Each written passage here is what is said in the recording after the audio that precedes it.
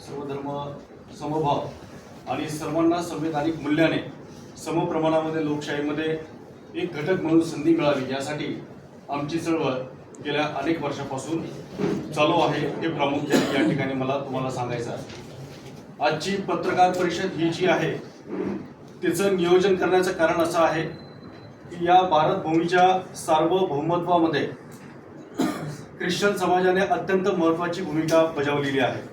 त्यामध्ये आरोग्य असेल, शिक्षण असेल, सामाजिक सेवा असेल, या सर्व क्षेत्रामध्ये नैपुण्यपूर्ण कामगिरी केल्यानंतर मात्र आज स्वातंत्र्य कालखंडाला जवळजवळ 76-77 वर्ष ओलांडून गेली, मात्र प्रतिनिधित्वाच्या बाबतीमध्ये हा समाज अत्यंत वंचित आहे।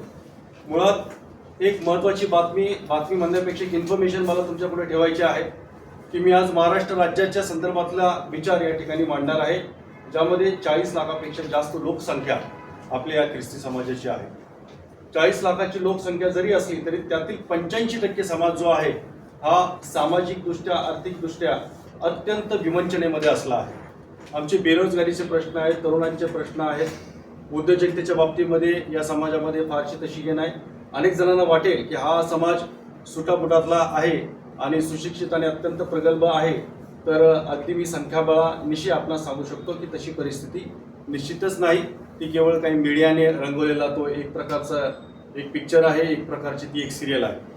तर या सगळ्या गोष्टी मांडत असताना विशेषतः हा समाज जो आहे हा अल्पसंख्याक समाज म्हणून आतापर्यंत राहिलेला आहे आणि नेहमीच साधारणपणे धर्मनिरपेक्ष पक्ष म्हणून NCP असेल, काँग्रेस असेल यांच्या माध्यमातून हा समुदाय त्या पक्षांच्या मागे सातत्याने उभा राहिलेला आहे। परंतु आमची खंत तीच आहे की लोकशाहीमध्ये समप्रमाणामध्ये जे प्रतिनिधित्व मिळालं पाहिजे ते मिळण्याचं कुठलंही चिन्ह आज तक काही दिसलेलं नाही आहे। म्हणजे थोडक्यात आम्हाला हे सांगायचं आहे की मविया जी महाविकास आघाडी जी आज महाराष्ट्र राज्यामध्ये आहे आणि ती ज्यावेळेस विचार करते की सर्व घटकांना बरोबर घेऊन जायचं, त्यावेळेस मग सर्वच घटक म्हटल्यावर ख्रिस्ती हा समाज जो आहे याला देखील तुम्ही त्यामध्ये अलायन्स केलं पाहिजे। आज 288 मतदारसंघ आहेत, आपण दाखवून द्यावं की ख्रिस्ती समाजाचा एक तरी उमेदवार तिथं विधानसभेमध्ये आहे का, एक तरी उमेदवार त्या ठिकाणी एखाद्या कमिटीवर चांगल्या पदावर आहे का, एक तरी माणूस ते आमच्या विधान परिषदेवर आहे का।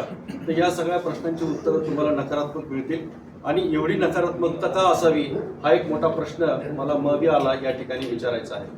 मागील सरकार म्हणजे जे सरकार आता 26 तारखेला बरखास्त होणार आहे, त्या सरकारने देखील एक मोठी खैरात महामंडळांची सर्व समाजाला दिली, सर्व समाजांना दिली। त्याबद्दल आम्हाला काही म्हणायचं नाही, सर्व समाज घटक महत्त्वाचे आहेत हे मी सुरुवातीलाच अगदी म्हटलेलं आहे। अगदी जैन समाजाला दिली, अगदी ब्राह्मण समाजाला दिली, अगदी छोटे मोठे जे समाज आहेत, अगदी आपल्या काही रिक्षा चालकांच्या बांधवांना देखील त्या ठिकाणी दिलेले आहे। त्यानंतर आपल्या मुस्लिम बांधवांना देखील त्या ठिकाणी वक्फ बोर्ड आणि इतर संदर्भामध्ये महामंडळाची एक चांगली त्या ठिकाणी एक चांगला बॅकअप देण्यात आलेला आहे। परंतु मग ख्रिस्ती समाजाने असं काय केलं की तुम्ही त्यांना एक साधा महामंडळ देखील देऊ शकणार नाही आहेत आणि एवढी म्हणजे या समाजाविषयी असूया का असावी हा एक मोठा प्रश्न आहे। कारण की मुळातच ख्रिस्ती समाज हा अत्यंत शांतताप्रिय आणि प्रत्येकाला रिस्पेक्ट देणारा असा हा ख्रिस्ती समाज आहे। परंतु डावलल्यामुळे शेवटी आम्ही चळवळीतली लोक आहेत, फुले शाहू आंबेडकर यांच्या विचारांनी प्रेरणा घेतलेली लोक आहोत आणि आता आम्ही ठरवलेलं आहे की इथून पुढच्या काळामध्ये आपण सहजपणे हे मतदान करावं का, तर त्याचं उत्तर 100% नाही आहे। आमचं हेच म्हणणं आहे की तुम्ही आम्हाला प्रतिनिधित्व द्या। महाविकास आघाडीशी संदर्भातच आम्हाला या ठिकाणी पॉझिटिव्हलीच विचार मांडायचे, कुठली नकारात्मक भावना आमची नक्कीच नाही आहे।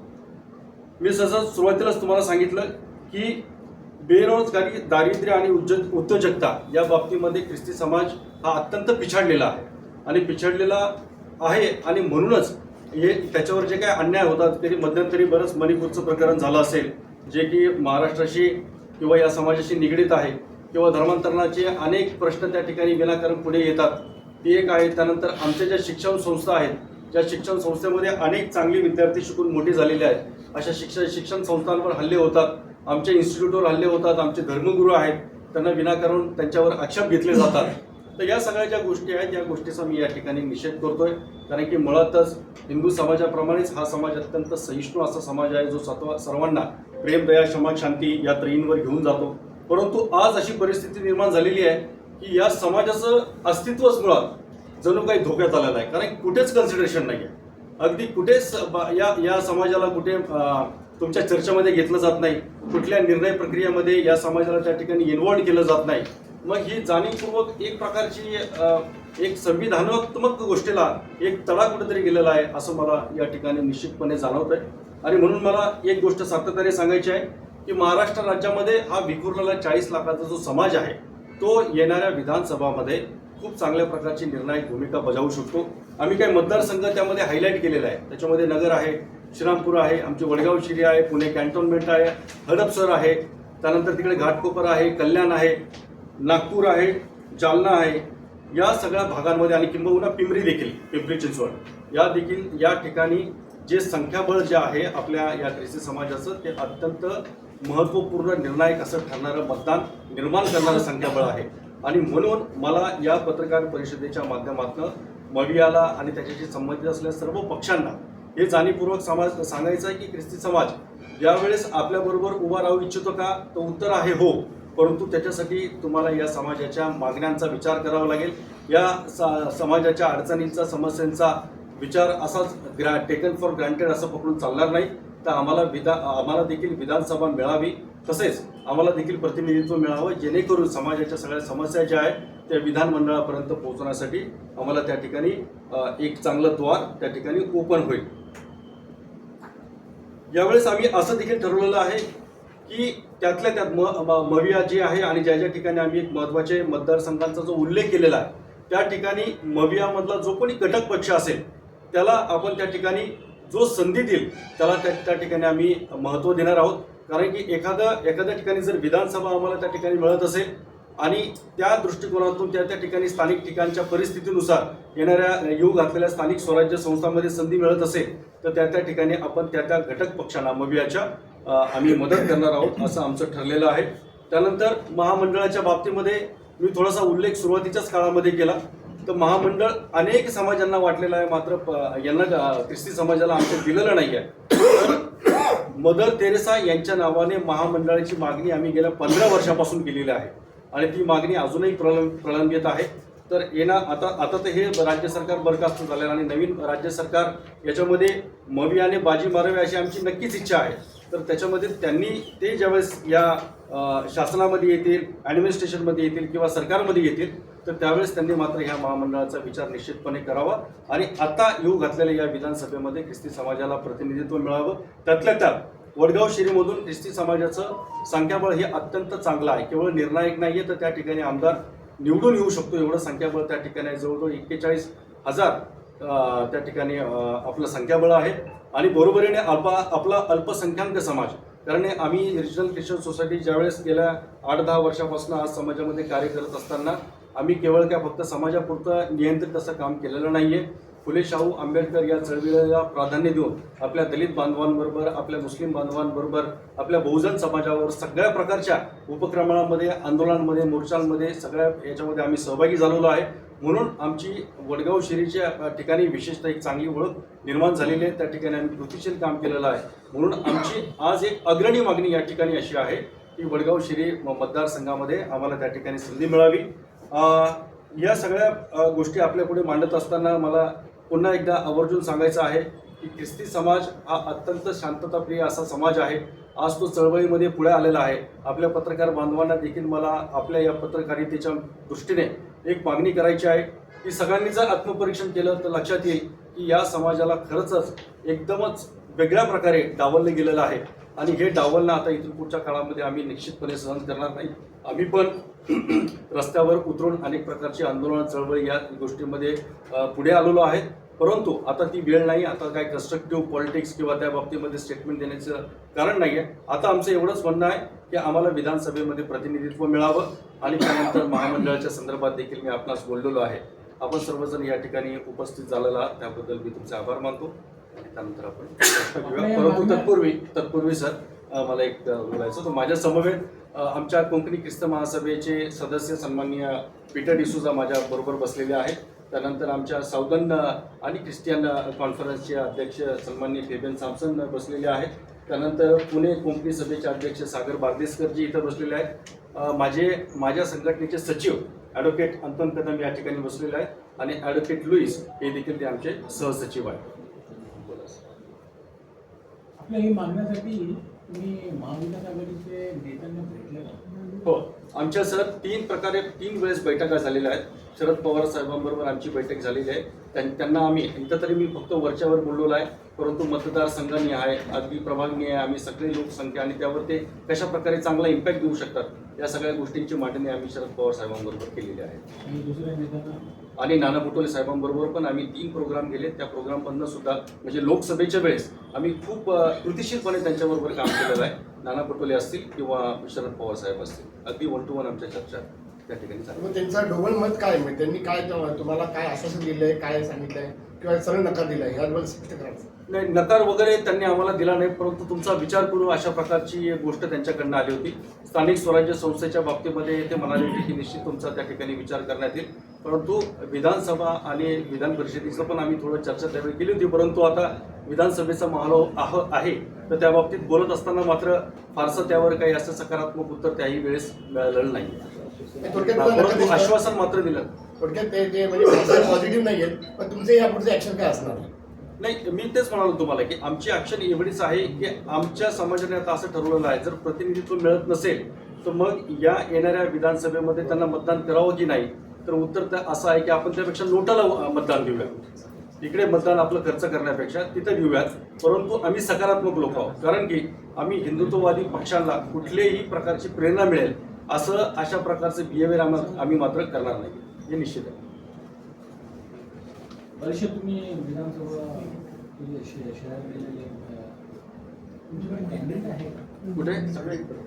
पुणे हो, प्रत्येक ठिकाणी आमचा कॅन्डिडेट त्या ठिकाणी आहे आणि जो कॅन्डिडेट गेल्या अनेक वर्षापासून तिथल्या समस्या जाणून काम करत आहे. आणि तुम्ही अडचण मागितली. हो, त्यामध्ये तुमचं वडगाव शेरीमध्ये मी स्वतः इच्छुक आहे आणि मी गेल्या 10 वर्षापासून वडगाव शेरीमध्ये सातत्याने काम करत आहे. संपूर्ण समाज, दलित समाज, अल्पसंख्याकांमध्ये माझं चांगलं काम आहे. आता त्या दिवशी आपली पत्रकार परिषद झाली होती, राहुल डंबाळेजी वगैरे आम्ही सर्वजण एकत्रितपणे काम करतो. मुस्लिम समाजाचे अनेक नेते आहेत, ते आम्ही एकत्र काम करतो आणि वडगाव शेरीमधला जवळजवळ 41,000 आमचा जो समाज आहे तो प्लस आपला मुस्लिम समाज, दलित समाज याचं जर समीकरण बसलं तर 100% आपण त्या ठिकाणी निवडून येऊ शकतो. एवढं न्यूमरिक अगदी 100% आहे. कारण की आणि जे मी तुम्हाला मगाशीच म्हणालो की वडगाव शेरी, श्रीरामपूर, अहमदनगर, जालना, वसई, मुंबई, कल्याण पश्चिम, घाटकोपर, सांगली, नागपूर, पालघर हे 12 मतदारसंघ आहेत सर, की ज्या ठिकाणी आमचे उमेदवार अनेक दिवसापासून तयारी करत आहेत आणि चांगल्या प्रकारे बाउन्स बॅक करू शकतो. तुमची काही कामे आहेत वडगाव शहरीमध्ये समाजाबद्दल गेलेली काही? तो आम्ही अनेक प्रकारे अनेक हक्क परिषदा आम्ही घेतलेल्या आहेत. तिथे जे छोटे मोठे जे पायाभूत गरजांच्या बाबतीत, सुविधांच्या बाबतीमध्ये अनेक उपक्रम त्या ठिकाणी राबवलेले आहेत. शहरी गबरीसारख्या मेडिकल कॅम्प्स वगैरे ह्या सगळ्या गोष्टी आम्ही तिथं राबवल्या. तसेच चळवळ निर्माण करण्यासाठी गेले 7 मेळावे आम्ही गेल्या 5 वर्षामध्ये त्या ठिकाणी घेतलेले आहेत. त्यानंतर ख्रिस्ती समाजाचा मणिपूरच्या संदर्भामधला एकते संदर्भाचा जो मोर्चा झाला होता, तो मोर्चा माझ्या नेतृत्वाखाली निघाला होता, जो आपल्या मुंबई कलेक्टरला झाला होता. साधारणपणे त्याला 16-17 हजार पब्लिक माझ्या नेतृत्वाखाली त्या ठिकाणी जमा झालं होतं आणि त्यांना पूर्ण महाराष्ट्रभर त्यानंतर आम्ही आणि आमच्या समाजातल्या इतर सहकाऱ्यांनी जवळजवळ 35 मोर्चे आम्ही त्या ठिकाणी घेतले होते. समजा तुम्हाला म्हणजे आता तुम्ही म्हटलात वडगाव शहरीमधलं तुम्हाला उभं राहायचं आहे आणि तुम्हाला समजा उमेदवारी दिली नाही, मग अपक्ष म्हणून उभे राहणार का तुमची ताकद दाखवण्यासाठी? नाही सर, अपक्ष म्हणून आम्ही निश्चितपणे उभा राहणार नाही. त्याचं कारण असं आहे सर की एका पक्षाचं चिन्ह त्या ठिकाणी लागणं हे स्वाभाविक आहे आणि उगाच काहीतरी अट्टहास करून कुठलाही आपल्याला निर्णय घ्यायचा नाही आहे. समाज आपल्याबरोबर आहे हे निश्चित आहे, परंतु सकारात्मक दृष्ट्या पुढे जाऊन आपली ताकद कशी दाखवता येईल ते म्हणायचं आहे आम्हाला. जर विधानसभा जर मिळत नसेल त्या ठिकाणी तर मग नक्कीच त्याच्या बदल्यामध्ये विधान परिषदेच्या बाबतीमध्ये आपण चर्चा करू असा आमचं त्यामध्ये मानस आहे. नोटाला मतदान करणार, नोटाला मतदान करून मतदान तसं तो एक ऑप्शनचा भाग झाला. पण to be very honest with you, आपल्याला जसं मी म्हणालो तुम्हाला की त्या बाबतीमध्ये, कारण की आम्ही आशावादी लोक आहोत, आमची तडजोड चालू आहे. आम्हाला पवार साहेबांना परत आता भेटायचं आहे, 1-2 दिवसामध्ये आमची त्यांच्याबरोबर भेट आहे. तर आम्ही शेवटपर्यंत आशावादी आहोत. आपलं मत हे अत्यंत अनमोल अमूल्य आहे, की वाया जाणार नाही याची दखल आम्ही घेणार आहोत. एकदा ते 12 मतदारसंघ सांगा ना कुठले नऊच आहेत ते. त्याच्यामध्ये पुणे मतदार येस सर, वडगाव शेरी, लोकसभेचे आणि वडगाव शेरी, प्रशांत केदारे. तुम्हाला फक्त मतदारसंघ हवेत ना? वडगाव शेरी, नगर तालुका, जालना, वसई, बेलापूर मुंबई, कल्याण पश्चिम, नंदुरबार, घाटकोपर, सांगली, नागपूर, पालघर आणि श्रीरामपूर.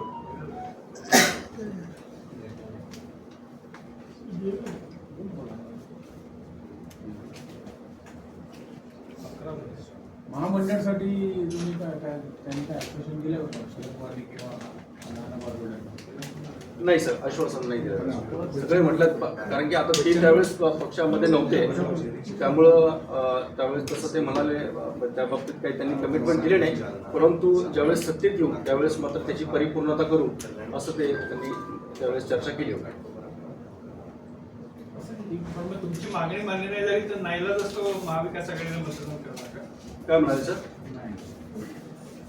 तुम्हाला 12 पैकी एकही जागा दिली नाही हो. तरी तुम्ही नाईलाज असतो महाविकास आघाडीला मतदान करणार का? नाही सर, तर त्या बाबतीमध्ये आम्ही ठरवणार आहोत. त्या बाबतीत आमची बैठक असणार आहे. 29 तारखेपर्यंत फॉर्म भरण्याची मुदत आहे. आमच्या सर्व उमेदवारांनी फॉर्म आणि त्याच्या संदर्भातल्या ज्या काही प्रक्रिया असतात त्या प्रक्रिया करून ठेवलेल्या आहेत. तो पुढील 2 ते 3 दिवसामध्ये या प्रमुख नेत्यांशी चर्चा झाल्यानंतर त्यावर आम्ही ठरवणार आहोत. आता जी महामंडळाची जी पदं वाटप झाली त्याच्या आधी तुम्ही चर्चा केली होती आम्हाला एखादं तरी पद मिळावं एखाद्या तुमच्या सदस्याला? सर, गेल्या 15 वर्षापासून चर्चा चालू आहे खरं सांगायचं तर. परंतु अगदी रिसेंटली म्हटलं गेलं तर 2 महिन्यापूर्वी देखील आमची चर्चा झाली होती. आणि विशेषतः जे आपलं अल्पसंख्याक आयोग जो आहे, जे महामंडळ आहे, त्या महामंडळावर एक नैतिकदृष्ट्या म्हणा किंवा नॅचरली जे उपाध्यक्षपद जे असतं ते शक्यतो ख्रिस्ती व्यक्तीला असतं आणि जे अध्यक्षपद आहे ते मुस्लिम व्यक्तीला असतं. ते मान्य होतं. परंतु त्याला पण आता या ठिकाणी एकदम स्टक झालेलं आहे. यावेळेस जैन समाजाच्या व्यक्तीला त्या ठिकाणी उपाध्यक्षपद दिलेलं आहे, जे की बिलकुल ऍक्सेप्टेबल नाही. अल्पसंख्याक ते अल्पसंख्याक. विधानसभेच्या इलेक्शनच्या नंतर तुम्हाला नाही मिळाली आता तर तुम्ही पुणे महानगरपालिका किंवा नगरपालिका नगर परिषद त्याच्यावर तुम्ही क्लेम करणार का? 100% क्लेम करणार आहोत. आम्ही जर पुण्यामध्ये जर बघितलं तर साधारणपणे 19 अशा जागा आहेत, 19 प्रभाग अशा आहेत त्याच्या ठिकाणी आमचे नगरसेवक 100% निवडून येऊ शकतात. एवढे आमचं संख्याबळ आहे. आणि या बाबतीत आमची चर्चा झालेली आहे. शरद पवार साहेबांशी पण चर्चा झाली होती, नाना पटोलेंशी पण चर्चा झाली होती. स्थानिक स्वराज्य संस्थेच्या बाबतीत मात्र ते म्हणाले की येस, पॉझिटिव्हली आम्ही ती गोष्ट वर्कआउट करू शकतो. कारण ते तुम्हाला आश्वासन देऊ शकते 2025 ला आता लगेच हो. आहे निवडणूक बिलकुल. नगरसेवकच्या. बाईट